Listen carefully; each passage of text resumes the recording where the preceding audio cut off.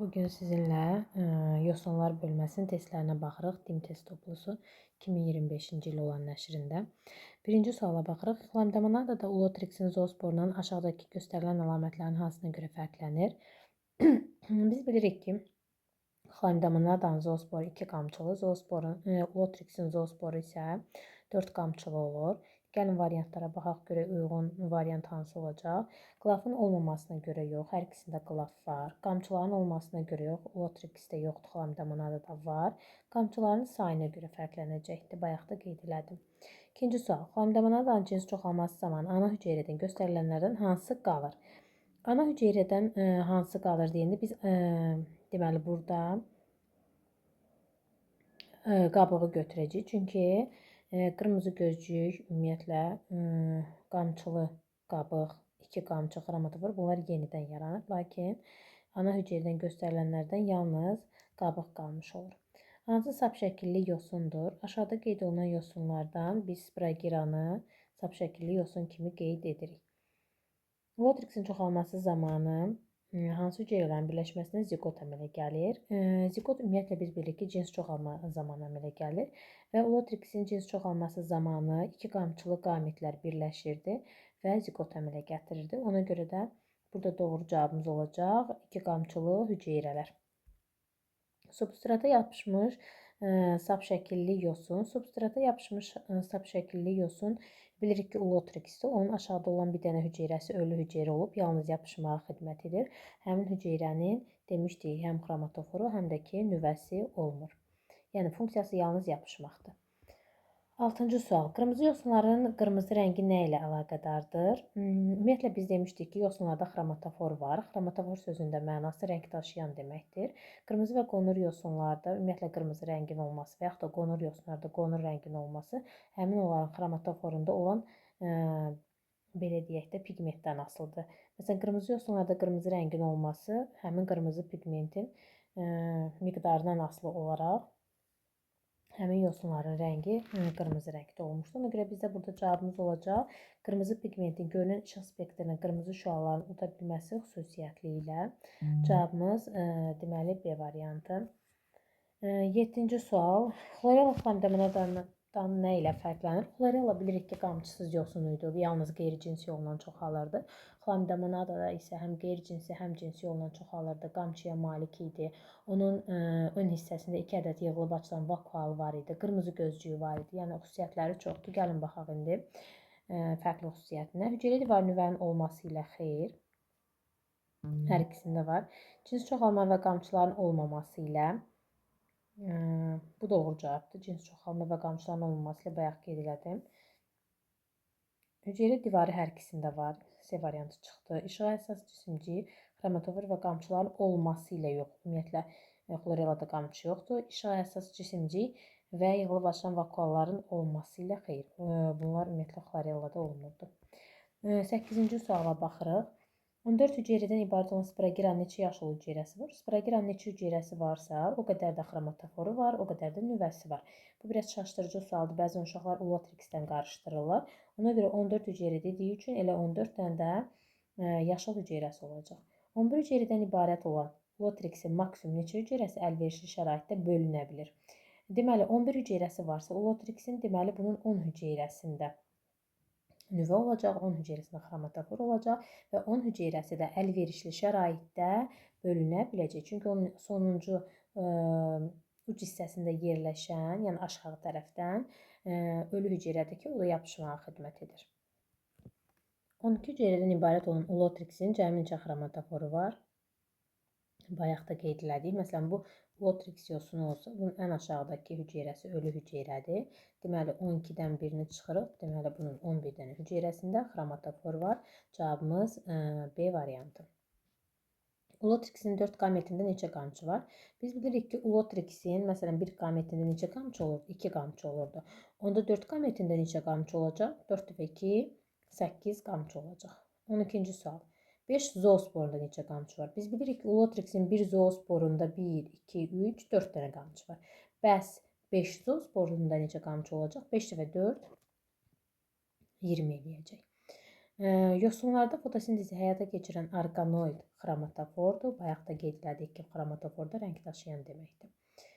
14-cü sual. Ulotrixin zigotu bölünərək nə əmələ gəlirdi? 4 dənə qamçısız spor əmələ gəlirdi. Ona görə də cavabımız sporlar C variantı.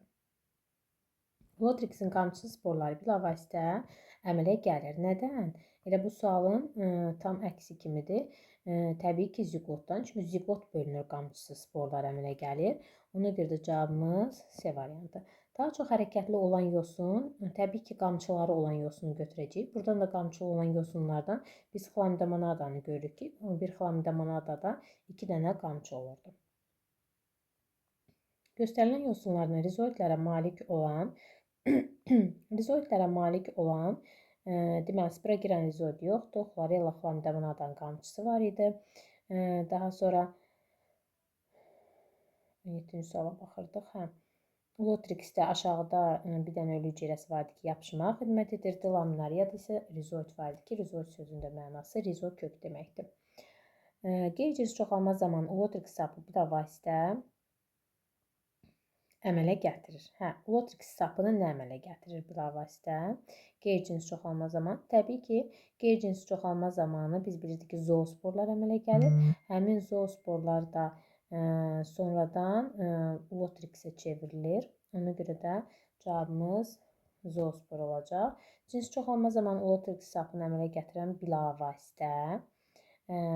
bilavasitə cins çoxalma zamanı qamçı sporlar yaranırdı. Elə bil ki, bir ziqot bölünürdü. 4 dənə qamçısız spor əmələ gətirir. 4 dənə qamçısız spordan 4 dənə yosun əmələ gəldi. İndi sizə deyir ki, bu yosun nədən əmələ gəldi? Təbii ki, qamçısız spordan əmələ gəldi. Qırmızı yosunlarda olmur. Qırmızı yosunlarda deməli olmayan nədir? Gəlin baxaq. Translyasiya olacaq zülalın biosintezdə xromatoforu var, qırmızı yosunların. Nəsil növbələşməsi ümumiyyətlə qırmızı və qonur yosunların hamısında var. Sap şəkili talomu, bəli, qırmızı yosunlarda olur. Transpirasiya bitkilərdə olur, yarpaqlarda olur. Yosunların da ibtidai bitkilər olduğu üçün, ümumiyyətlə veqetativ generativ orqanları olmadığı üçün onlarda transpirasiya prosesi baş vermir.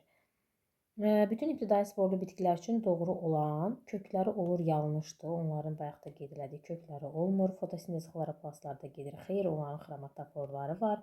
Yalnız suda yaşayırlar. Xeyr, quruda yaşayan əksəriyyət nümayəndələri var.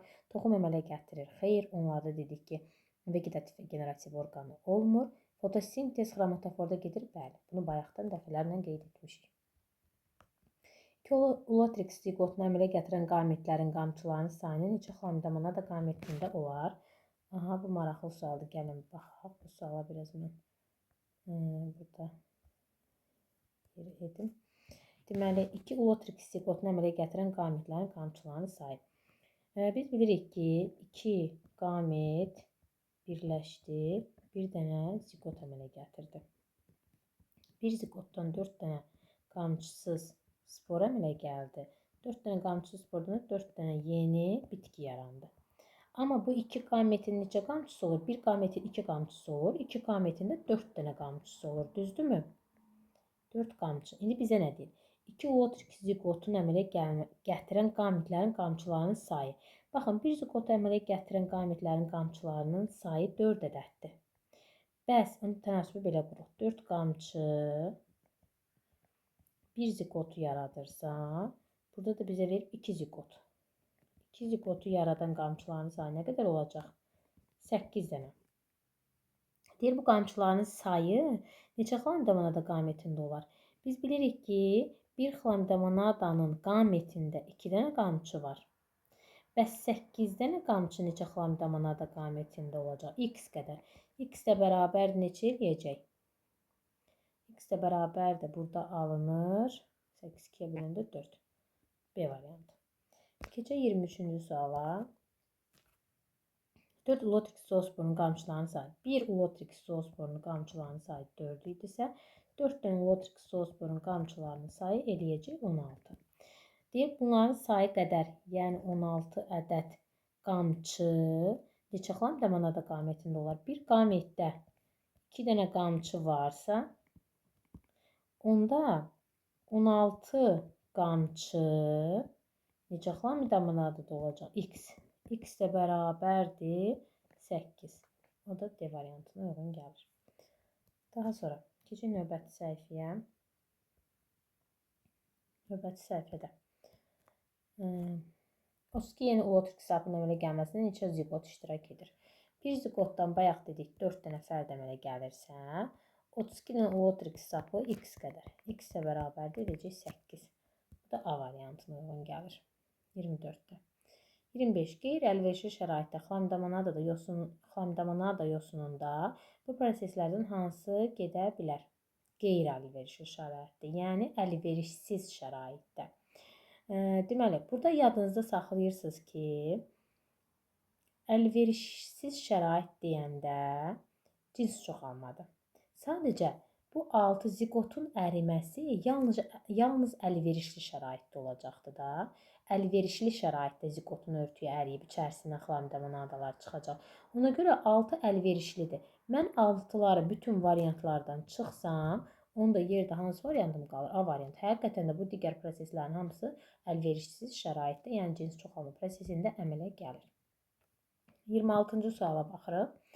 N sayda hüceyrədən təşkil olmuş ulotrix yosununda xromatofor və nüvələrin birlikdə cəmi N saydadırsa, N çıxaq 1 sayda biz bilirdik ki, məsələn bu ulotrix yosunudur, düzdür? Bunun aşağıdakı bir dənə hüceyrəsi ölüdür. Yəni indi bax bu ulotrix yosunda N qədər hüceyrə var. Onda N çıxaq 1 qədər xromatoforu var burada. Bir də xromatoforunu soruşur, bir də nüvəsini soruşur. N çıxaq 1 qədər də nəyi var? Nüvəsi var. Bu da bərabərdir 2N çıxaq 2. Hansı variant uyğun gəlir? B variantı. Daha sonra 27-yə baxır. N sayda hüceyrədən təşkil olmuş ulotrixdə hüceyrə və xromatofor. Bax, N sayda hüceyrəsi var, düzdür? Deyir, ulotrixdə hüceyrə plus xromatofor. N sayda hüceyrə yerində qalır. Amma xromatofor N çıxılsın 1-dir. Niyə? Çünki o sonuncuda yapışmağa xidmət edəndə xromatofor yoxdur. Ona görə 2N minus 1 bu da Y variantına uyğun gəlmiş olur. 28-ci sual. Ulotrixin cins çoxalması zamanı əmələ gələn bitkilərin sayını N plus 2 ilə işarə etsək, onların əmələ gəlməsində neçə spor, ziqot və qamet iştirak etmişdir? Aha. Gəlin baxaq. Buradan mən ağ kağız açsam daha yaxşı olar. Bir dəqiqə.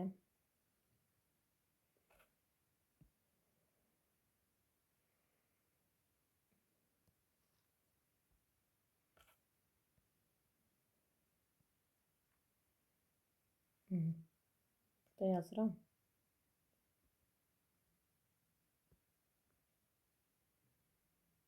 Bu ekran balacalaşdırım.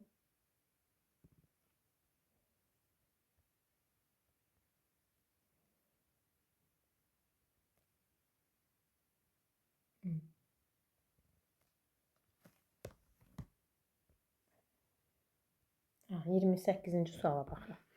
Deməli, biz əvvəlcə onu yazaq ki, 2 qamet birləşir.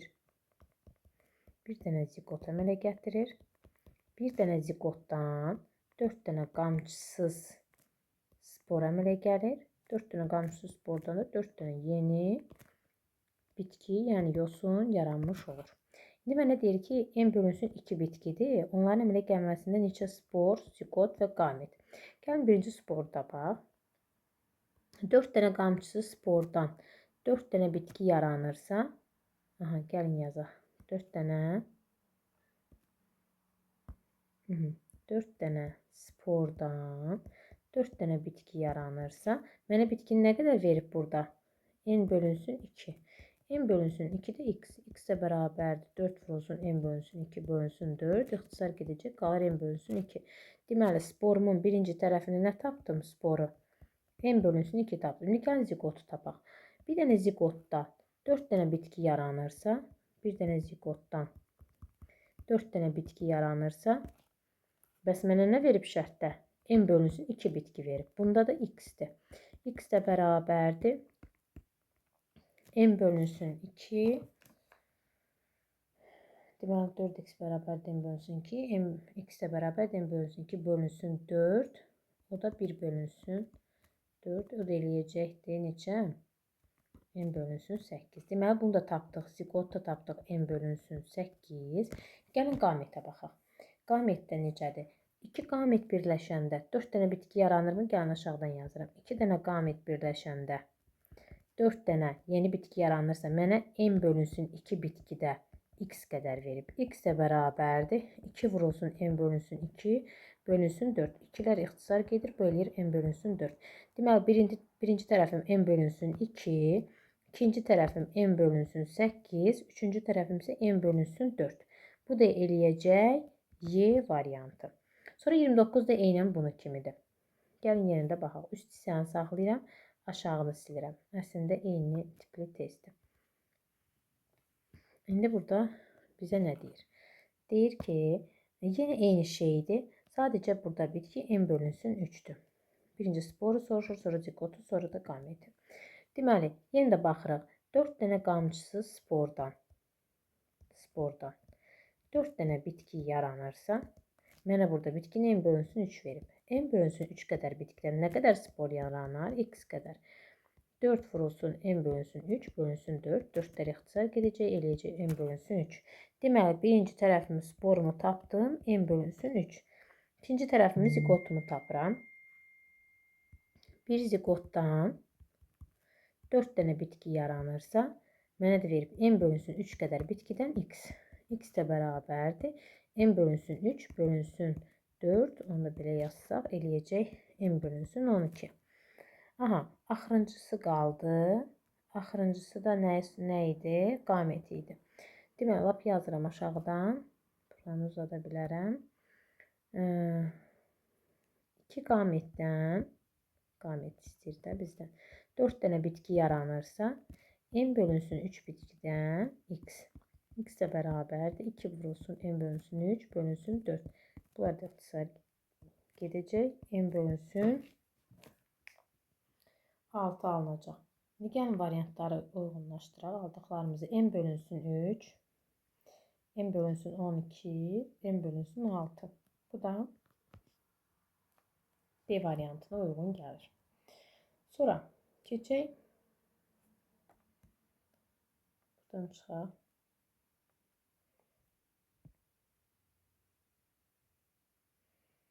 Davam edək burada 30-cu sualda. 30-cu sualda Ulotrixin zigotundan sporlar nə zaman əmələ gəlir? Təbii ki, zigotdan sporlar artıq əlverişli şərait olur ki, zigotun örtüyü əriyir və sporlar əmələ gəlir. Bu da zigotun yalnız eyni bir yosun qametinin əmələ gəlməsi zamanı xeyr, zigot əmələ gələn kimi xeyr. Zigotun sakitlik bayaq qeyd elədiyim, sakitlik mərhələsi keçirdikdən sonra bölünməsi zamanı, bəli, C variantı. Cins çoxalma zamanı 200 ədəd sap şəkilli Ulotrix yosunun alınması üçün neçə qamet, neçə zigot? Yenə də bayaqki məsələ tipdədir. 2 qamet birləşəndə 4 dənə yosun alınırsa, 200 dənə yosun əmələ gəlməsində x qamet. 2 vurulsun 200 bölünsün 4. Aha, bu da ixtisar edir 100 deməli qamet alınır. 100 qamet ilə bir variantdadır. Yenə də deməli davam edək baxaq. Sonra zigotu tapaq. Deməli, yuxarıdan yazıram. Bir zigotdan 4 dənə yosun əmələ gəlirsə, 200 dənə də yosun x-dir. X də bərabərdir. 200 bölünsün 4, o da eləyəcək 50. Birinci tərəf 100, ikinci tərəf 50, o da eləyir C variantı. 32-ci sual, yenə eyni tipli sualdır. Sadəcə 200-ün yerinə burada 400 yazırıq. Gəlin elə istəyirsiniz. Burada 200-ün yerinə 400 əlavə eləyək. Çünki eyni tip sualdır. Burada alınacaq 100, aşağıda da alınacaq 2 dəfə çoxdur da 200. 200 və 100 cavabları bu da A variantına uyğun gəlir. Sonra ekranı yazmışam, silim. 33-cü test. Euler-Venn diaqramına əsasən X, Y, Z üçün düzgün olan ifadələri təyin edin. Birinci tərəf Ulotrix, ikinci tərəf Xlamidamana verildi. İndi gəlin baxaq. Cinsi və qeyri-cinsi yolla çoxalır. Hər ikisi cinsi və qeyri-cinsi yolla çoxalır. Ona görə də 1 ortaya gidecek. Daha sonra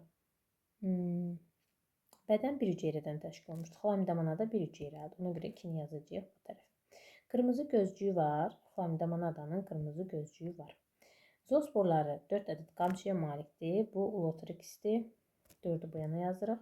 Qapanmayan halda şəkli xromatofor ulotrixdir. Deməli 4, bir də 5. Xlorofil pigmentinə rast gəlinir hər ikisində. Z16, 1,6Z, X45, Y23. Bu da Y variantına uyğun gəlir. 34-cü sual. Akvariumda əlverişsiz şəraitdə ulotrixin 4 zigotun əmələ gəlməsində iştirak edən qametlərdəki qamçıların sayının əlverişli şəraitdə xlamidamanadanın 4 zigotunda əmələ gələn zoosporlardakı qamçıların sayına nisbəti. Aha. Gəlin, bu yenə eyni tip məsələdir. Bayaqlarda məsələni yazdım. Yenə də burada yazıram. Deməli, 2 qamet əmələ gələndə, yəni birləşəndə bir zigot yaranır. Bir zigotdan 4 ədəd qamçısız spor əmələ gəlir. 4 ədəd spordan da 4 ədəd yeni bitki, yəni yosun yaranır. Bir qamət 2 qamçılıdırsa, 2 qaməti deməli 4 qamçılıdır. İndi burada sizdə deyir ki, 4 zigotun əmələ gəlməsində iştirak edən qametlərdəki qamçıların sayı. 4 dənə qamçı bir zigotun əmələ gəlməsində iştirak edirsə, 4 dənə qamçı bir zigotun əmələ gəlməsində iştirak edirsə, bəs 4 zigotun əmələ gəlməsində neçə qamçı iştirak edər? X. X də bərabər deyilir 16 qamçı. İndi arxasına baxırıq.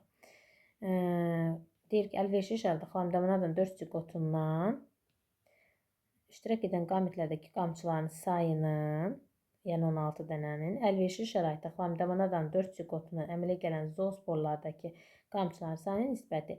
Bir zigotdan, xlamidamanadan əmələ gəlirdi, deməli, 4 dənə yosun və hər birinin zoosporunda 2 qamçı vardı. Eləyir 8 qamçı. İndi nisbətini soruşur. Birincidə aldıq 16, ikincidə də aldıq 8. İndi bunların nisbəti neçə eləyəcək? Deməli, 4 zigotun əmələ gəlməsində iştirak edən qametlərdəki qamçıların sayını. Deməli, bir zigotdan 4 dənə qamçı əmələ gəldisə, ulotrixdə deyir. 4 zigotdan 16 dənə qamçı. Əlverişli şəraitdə xlamidamanadanın 4 zigotundan əmələ gələn zoosporlardakı qamçıların sayı. Bir zigotundan 4 əmələ gəlir. 4 dəfə 2, 8. Amma 4 zigotundan, bu zigotunu yazmamışam, 4 zigotundan X. X də bərabər 4, 8, 32. Ona görə bu aşağıya 8 yox, 32 yazmalıyıq. Çünki 4 zigotun bizdən soruşur, bir zigotun yox. O da eləyir 1-in 2-yə nisbəti Y variantı.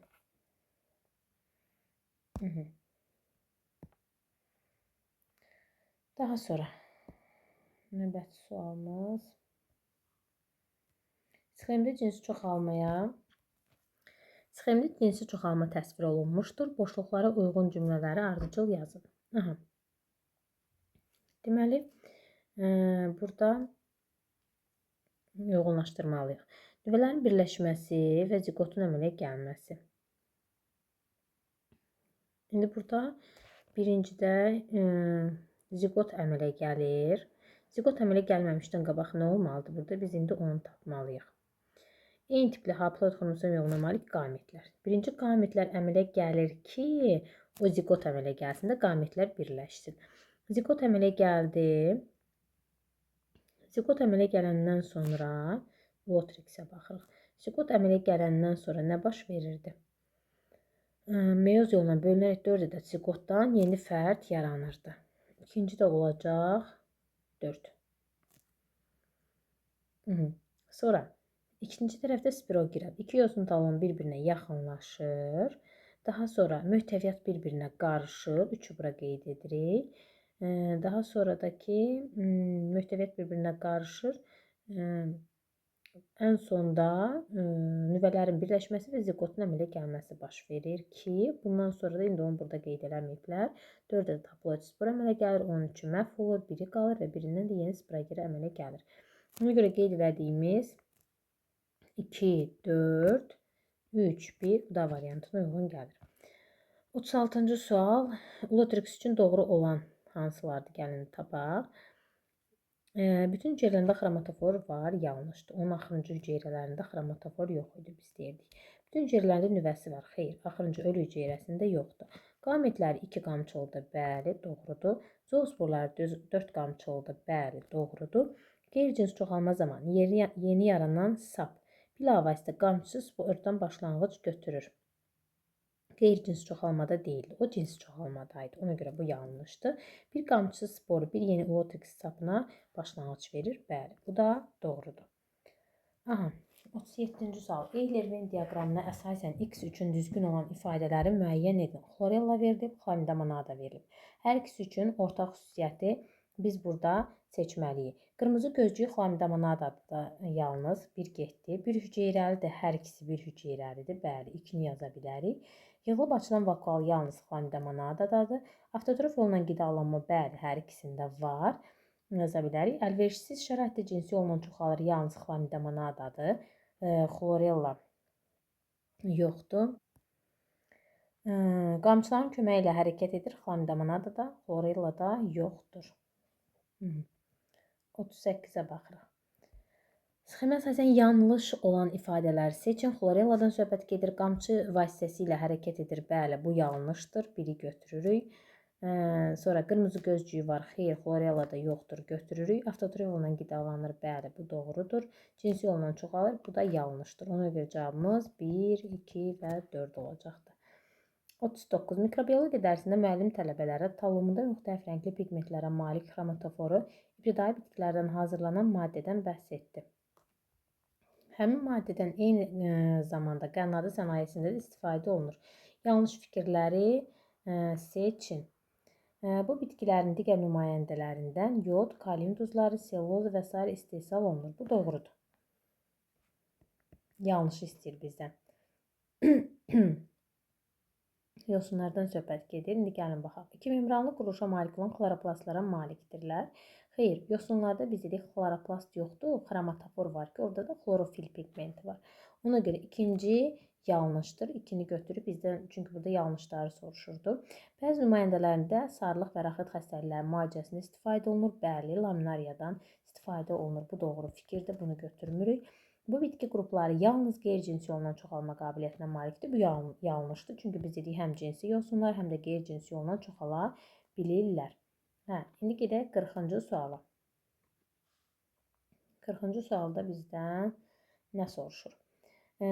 Xlamidamanadaların cins çoxalması zamanı 16 ziqot əmələ gəlmişsə, bu ziqotların bölünməsi zamanı orqanizmlərdə cəmi neçə qamçı olar?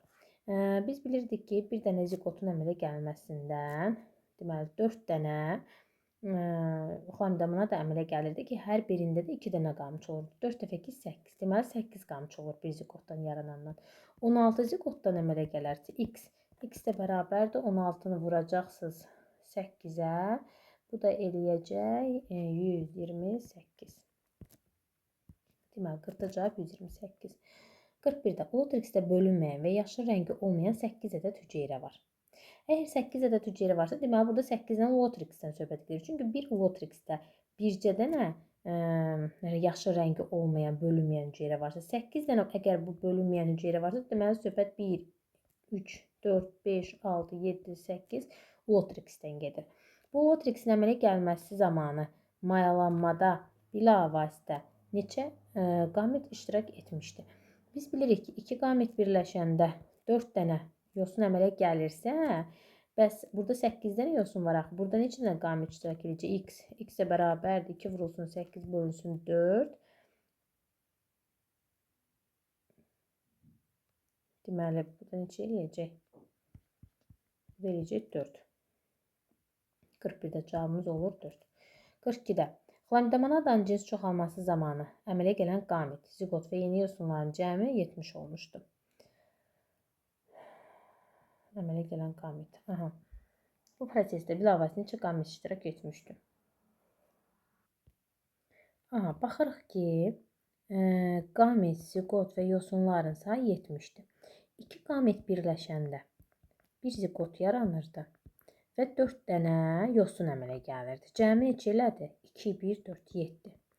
Deməli, bax bu 7 dənəsi burada qamət, ziqot, yosunların cəmini 70 veribdir. Deməli, 2 qamət əmələ gələndə, yəni mayalamada 2 qamət iştirak edəndə bu verilənlərin cəmi neçə eləmişdi? 7. Baxın, 2 qamət iştirak edəndə qamətin, ziqotun və yeni yosunların sayı cəmi 7 elədi. Bunlar da mənə verib 70. Deyir, 70 olanda bilavasitə iştirak edən qamətlər nə qədərdir? 70 olanda da x. X də bərabərdir. 2 vurulsun 70 bölünsün 7. O da eləyəcək neçə? 20. Ona görə də cavabımız olacaq 20.